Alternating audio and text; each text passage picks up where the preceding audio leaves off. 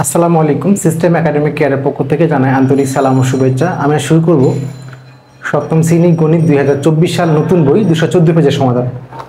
আমরা এখানে 8 নম্বর কোশ্চেনটি সলভ করব। একটি বেলন আকৃতি বা বেলুনের আয়তন 150 ঘন সেন্টিমিটার। তাহলে কি বলা আছে আমাদেরকে? বেলুনের আয়তন 150। আমরা জানি বেলুনের আয়তন হলো পাই আর স্কয়ার ইজ। কেন হয়? সাপোজ একটা বেলুনের আয়তন মানে কটা জিনিস, দুটা জিনিস। তাহলে বেলুন বা সিলিন্ডার, এই যে তলা থাকে, কি থাকে? তলা। এটা কি আকৃতি? বৃত্ত আকৃতি। তাহলে বৃত্ত আকৃতির ক্ষেত্রফল পাই আর স্কয়ার, এটা কিন্তু ক্ষেত্রফল। ওর সাথে হাইটটা গুণ করলে কি হবে? তার আয়তন বেড়ে যাবে, এই জন্য পাই আর স্কয়ার ইজ। ওকে, বলছে যে বেলুনটির ভূমির ব্যাসার্ধ উচ্চতা কি হওয়ার সম্ভাবনা আছে? দুটা জিনিস চাচ্ছে, একটা হলো ভূমির ব্যাসার্ধ আর উচ্চতা কি কি হতে পারে। তাহলে আমরা এখানে আগে লিখছি দেওয়া, ধরি বেলুনটির ব্যাসার্ধ হলো আর উচ্চতা এইচ ধরে নিলাম। তাহলে আয়তন হলো পাই আর স্কয়ার এইচ। তাহলে প্রথম আমরা এইচ রাখি, পাই আর স্কয়ার এইচ। তাহলে এইচ সমান কি হয়? বাকি যে পাই আর স্কয়ার চলে গেল নিচে। এটা 1 নম্বর সমীকরণ রাখলাম। এখন 1 নম্বর সমীকরণে অনুসারে আর এর, আমরা কিন্তু আর এর মান বসাবো, এইচ পাবো। বসাবো কারটা? আর এর মান বসাবো, এইচ পাবো।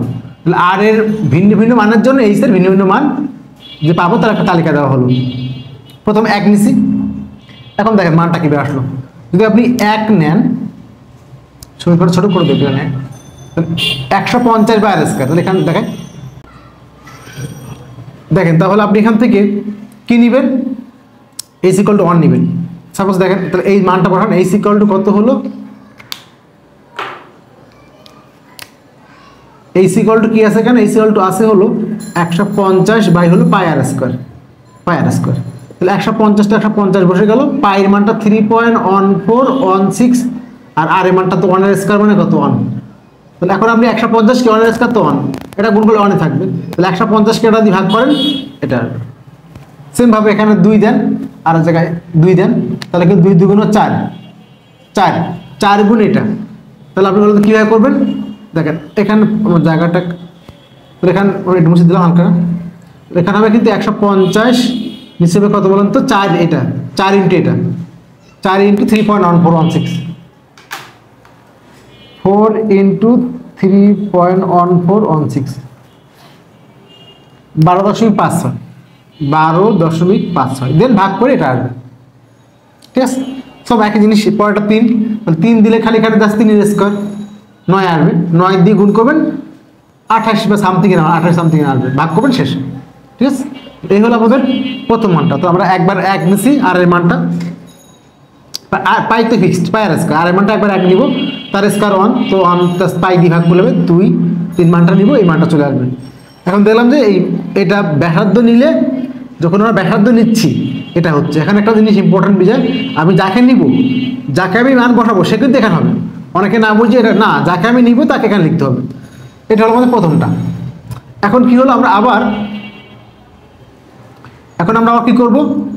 এখন আমরা আবার এখান থেকে আর রাখবো। তাহলে আগের মতো pi r square is equal to 150 বা r square equal to 150 by r square আছে কিন্তু 150 বাই পাই ইজ, বা আর ইকুয়াল টু কি রুট হয়ে যাবে।